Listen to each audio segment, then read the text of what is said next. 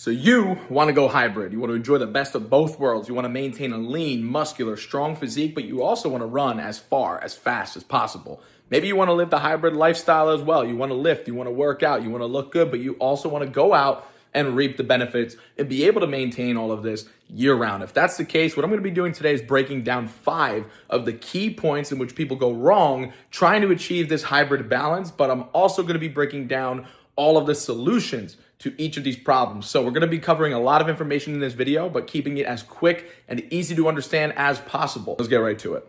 So you want to become hybrid, run, lift, stay lean, and have fun. Let's go over a couple of key areas in which you're going to need to dial in if you want to make this possible. So the first one, training structure, keeping the balance. Doing too much of both, running and lifting, is only going to leave you burnt out and ineffective at both of them. Right? Random workouts, not tracking real progression, progressive overload in the weight room, and progression in pace, intensity, heart rate, different things like that we're going to be measuring in the endurance world. Improper training sequencing, right? Pairing the wrong things, and lifting with too much volume or running too hard. These are all common mistakes that people make that only leave them stuck and ineffective at both lifting and running, which is defeating the purpose of hybrid. Instead of having the best of both worlds, you're having neither of the two. Instead, what you're going to want to do is lift anywhere between 2 to 3, maybe 4 times per week. And running, for the most part, is going to be 3 to 5 runs per week. This allows you to maintain or gain muscle tissue, and this allows you to train for endurance without hindering your growth in the weight room. So you find the sweet spot here where you're not training all day, every day, but you're maximizing your growth and your performance in both of these sectors, the running and the lifting. Right? Now this goes with a structured weekly plan that you're logging and tracking. So this means I'm logging my weights in the weight room, ensuring that every workout, every week, I'm progressing, right? The principle of progressive overload. On top of that, I want to be tracking my runs as well, so I can see over time if I'm trending in the right direction. For example, my heart rate becoming lower at the same easy pace is a great sign that I'm adapting and my endurance is improving. On the flip side, I want to see what my paces look like in my tempo, interval sessions, and things like that, so I can ensure that I'm getting faster as well. Another big reason to track all this stuff is to ensure that I'm recovering correctly and I'm not going to be burning myself out, right? This is also going to provide me with the information I need in order to figure out how much I need to be fueling, which we're going to get into later. Now, another important thing, given that we're trying to keep this balance here, it's going to be important that we keep higher intensity runs or endurance sessions away or as far apart from my heavier lifts as possible. This is, of course, so that these two things don't conflict with one another, right? It goes hand in hand with the minimum effective dose mindset, or in other words, just simply adopting the quality over quantity approach when it comes to the quality of reps, the quality of your runs. More runs, more lifts, more reps, more volume does not always mean more progress, right? So the overall idea when it comes to training structure is I want to be able to keep my lifts and runs separate from each other to allow adaptation to occur in both realms, right? So we don't want to do too much. We don't want random workouts. We want to sequence our workouts correctly, and we want to ensure that the amount of volume we're doing isn't overkill, but is also at least minimum effective dose so we can ensure that we are going to make progress. Now, let's talk a little bit about the lifestyle, the sustainability, the fun part, right?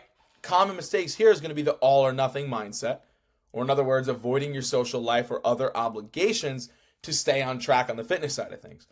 Majoring in the minors or overcomplicating things, right? Worrying about little details that aren't actually going to make a difference in the grand scheme of things, and not creating or taking ownership of your new identity, right? No matter where you're entering this from, somebody who's never done fitness before, somebody who only trained as a runner, only trained as a bodybuilder, you have to identify with the new version that you're trying to become. You're trying to become somebody who can excel in both of these areas and have the lifestyle that they want. Go out, have a drink, have fun, have a cheat meal, right? Whatever you want to call it, it all comes down to embodying this new version that you're trying to become. Basically, the way to fix this, right? The way to truly adopt this mindset is you need a couple of things. So a true 80 to 20 balance, right? The whole 80-20 rule thing. It tends to come and go in waves or seasons of life. So when people hear 80-20, think of it this way.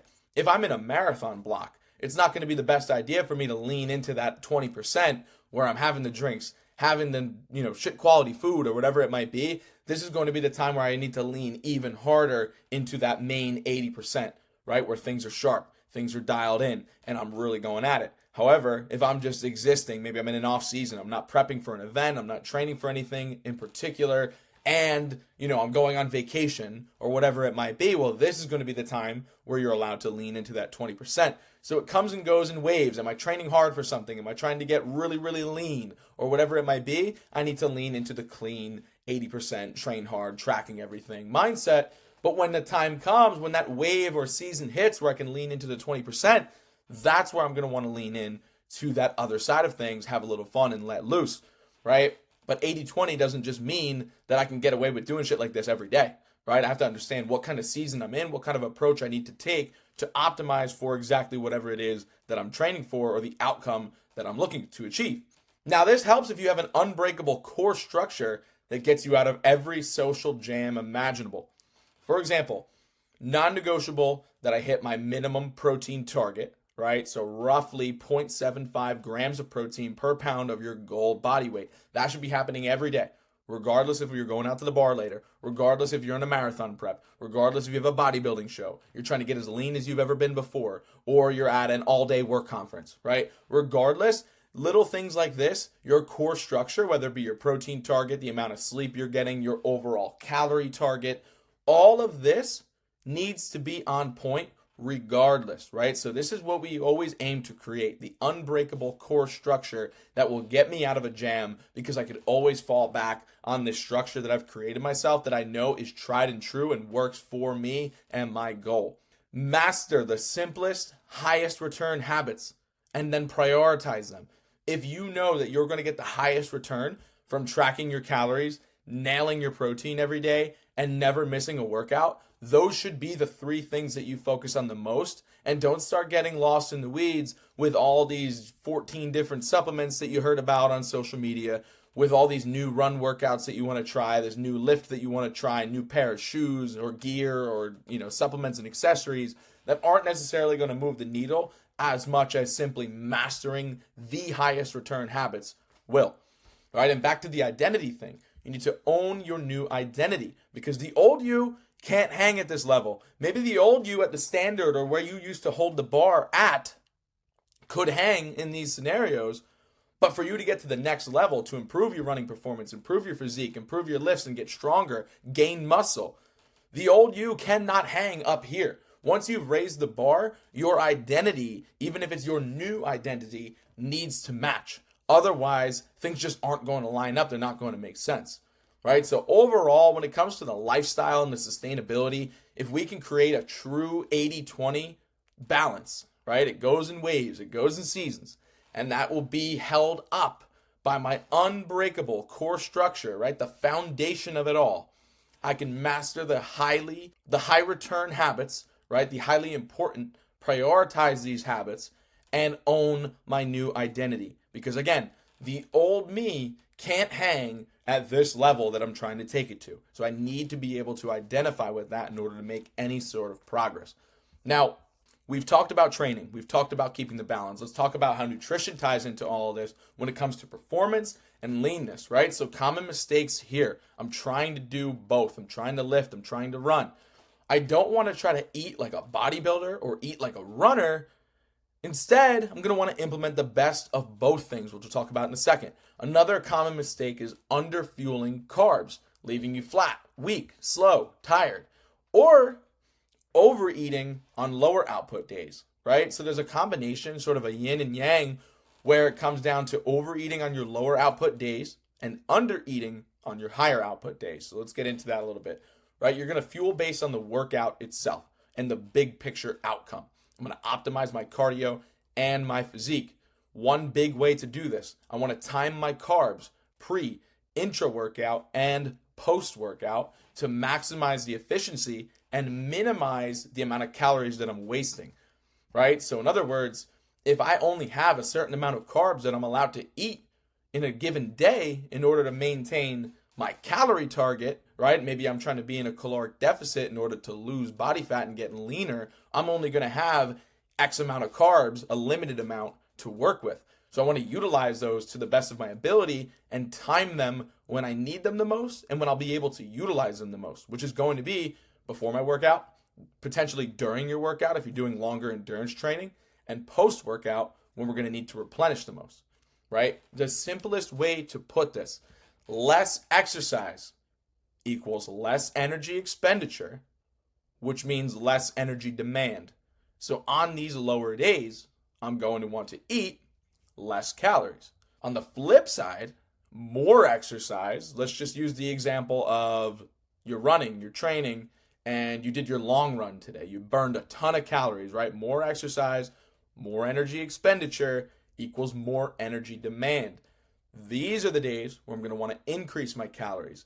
And the beauty of it all is I could just look at this over the course of a week. So I'm going to have lower days on lower output days, higher days on higher output days. And over the course of the week, this is all structured accordingly to make sure that my weekly calorie intake is where it needs to be, depending on whether or not my goal is to get leaner, to maintain my body weight, or even put myself in a slight caloric surplus if maybe the goal is to build muscle mass.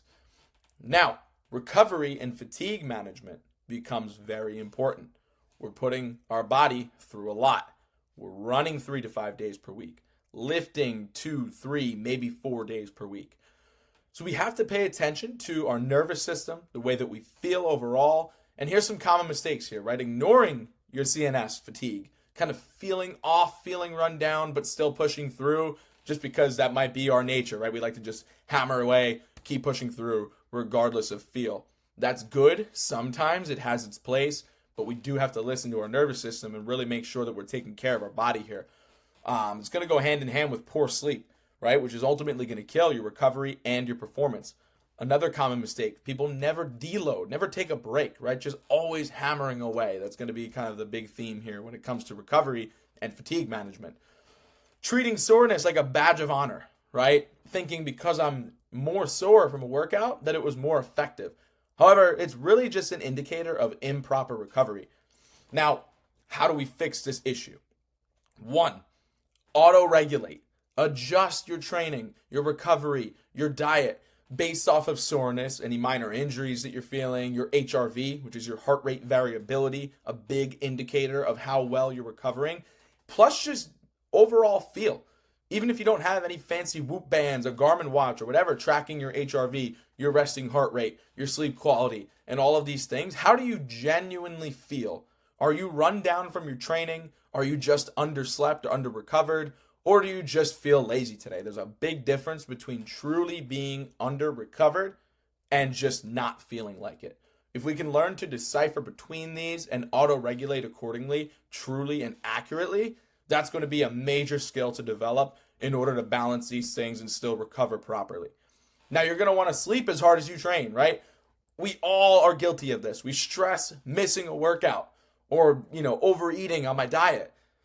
But I'm skipping out on sleep like it's no problem and just totally overlooking it.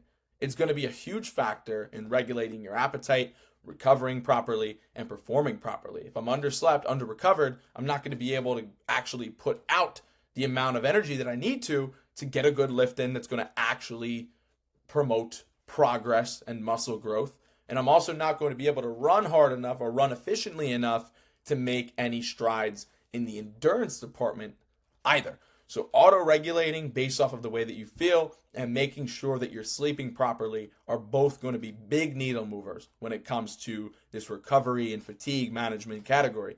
Also worth considering, the last time that you truly gave your joints, your nervous system, or your body a break. This one is really going to apply to the people that are already training hard, already training consistently, and if anything, they might be overdoing it from time to time, right? This does not apply to somebody who's just getting into it, running once or twice, barely getting a lift in, getting a workout in. You probably have some gas in the tank. I'm talking about if you've been running tons of mileage every single week, lifting tons of weight every single week, 2, 3, 4 times per week, running on the days that you're not lifting, etc. Consider that. Are you doing yourself a disservice by continuing to push and push and push? Or would a week off focused on recovery, maybe doing some deep tissue work, a massage, or just getting off of your feet more than you have been previously, will that move the needle for you or will it hurt you? In many cases, it's actually going to help you bounce back so you can come back and perform at your best. When it is time to return, you'll feel fresh, your legs don't feel heavy, your body, your nervous system is well recovered. So that's always going to be something to consider. Now, rest days, easy days, right? This is where we can capitalize and maybe we won't need to deload as frequently. If we keep the easy days easy, keep the rest days rest, then we can maximize our output when it counts, right? Doing more every single day isn't going to benefit you if you're not recovering properly. Instead, what we should be focusing on is getting the most bang for our buck out of our workouts, right? Those 2 to 3 lifts per week, we're going hard. We're training to failure or within 1 to 2 reps of failure. And on my run days, I'm nailing my pace targets. I'm keeping my easy runs easy so that I'm not impeding my recovery, right? If we're doing all of these things, checking all of these boxes, that is going to be one of the biggest ways that we can ensure we're recovering properly and avoiding as much fatigue as possible. Now, the last thing that I want to talk about in this video is going to be body composition itself, right? So we've sort of talked about all the means to get there. We've talked about how to train, how to diet, how to recover, some of the mindset stuff. But when it comes down to body composition, if we want to excel in both areas, we have to make sure that we are keeping our body composition right where it needs to be. So, common mistakes here: overeating, trying to go on a bulk, right? That's just going to be the fast track to ruining the endurance side of things. Sure, it might help you gain muscle in the short term, but your runs are going to suffer, and all those extra calories and extra body fat are not serving you in the looks department either. Now, on the flip side, another common mistake would be aggressive cuts, killing your performance, your hormones, your recovery, because if we don't eat enough calories, then we're just going to be doing ourselves a disservice as far as recovery goes and performance. How could I expect to push as hard as I need to in the gym if I'm cutting so aggressively that I can't fuel properly because I don't have the means or the calories for it, right? So in other words, people often settle for muscle or speed or endurance, whatever you want to call it, running, instead of both. Or they're obsessing over the scale rather than their body composition.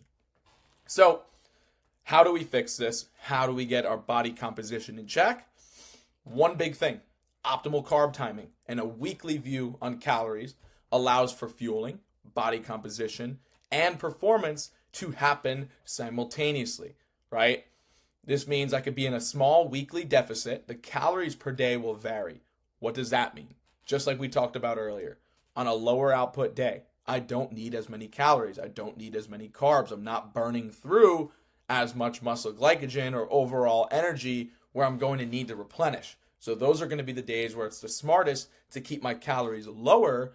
And then on a higher day, that is when I'm going to take advantage of those extra calories, extra carbs, and position them around my training.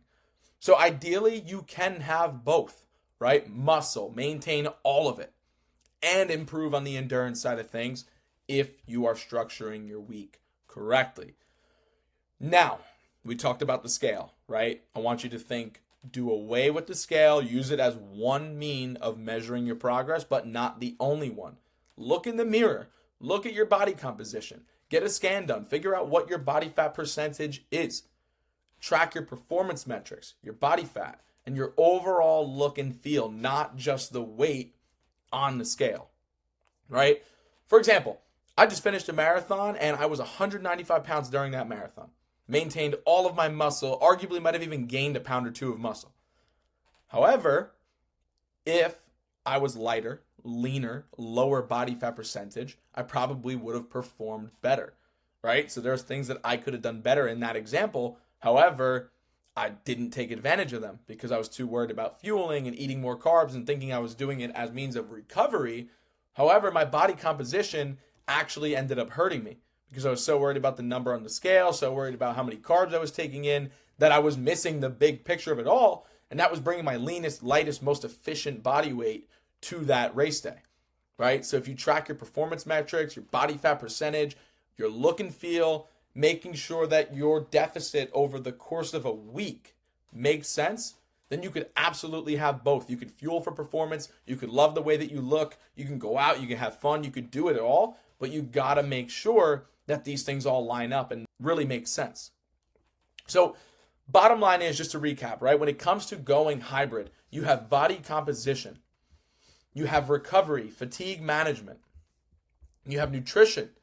That's obviously with the target of maximizing performance and maximizing leanness, right? We always want to maintain a lean body fat percentage in order to look our best, perform our best, and overall just really get the whole hybrid thing down. Now, not to sleep on the training structure as well. We want to keep the balance when it comes to training. So that structured weekly plan that we're logging, tracking, keeping on top of our intensity and making sure we're training hard enough, but not so hard that we're beating ourselves into the ground. And then the last thing, probably the most important, arguably, is going to be when it comes to the lifestyle and sustainability piece, you got to own that identity, right? When you come into this whole thing, just to come full circle here, becoming hybrid as far as the whole hybrid athlete thing is concerned, being able to run, being able to lift and stay lean, but also an overall big picture hybrid lifestyle, right? Being able to go do the fun part, everything that we've worked so hard for, being able to take that lean physique, that lean, capable, strong, good endurance, good cardio physique, and go and have fun, right? Go reap the benefits. Go look your best, feel your best, and never give up the things that you like to do. So if you can master this whole plan, becoming hybrid, all of a sudden, everything starts to click because we're prioritizing the things that really matter. We're not just winging it. We're coming into it with a structured approach. That is how we're going to get the best results. And there we have it, folks. That's a wrap on today's video. A big overview on how you can implement the hybrid lifestyle so you can outlift the runners, outrun the lifters, and have fun while you're at it. If you'd like to learn more about all of this, don't forget to subscribe for more free educational content. Drop a like if you enjoyed this video. Drop a comment below if you have any other topics that you'd like to cover or if you had any key breakthroughs or takeaways from today's video. There's also a booking link in the bio if you would like to learn more about how you qualify for one-to-one coaching, where we take all of this information and make it as easy to follow for you, customized structure so that we can ensure that you get to your goal and take all of the guesswork out of it. Otherwise, guys, I'll catch you in the next one. Peace.